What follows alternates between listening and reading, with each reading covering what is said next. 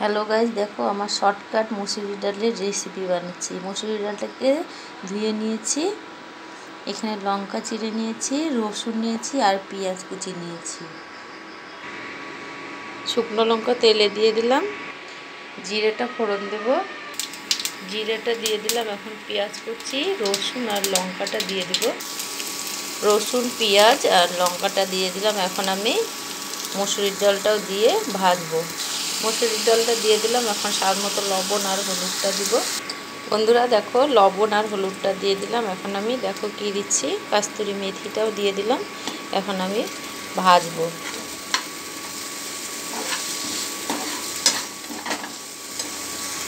বন্ধুরা দেখো, একটু জিরা পাউডার দিয়ে দিলাম।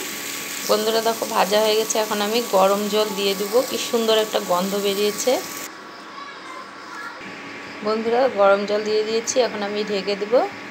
আর এটা যেমন অন্য দিনের মতো ডাল বানাই ফেনা ওনা কাটতে হয়, এটাতে ওরকম কাটতে হবে না। এখন আমি ঢেকে দেবো। সেদ্ধ হয়ে গেলে লবণটা একটু টেস্ট করে দেখব। এই আমার রেসিপিটা কার কার ভালো লেগেছে বলো। এবারে আমি ঢেকে দিলাম।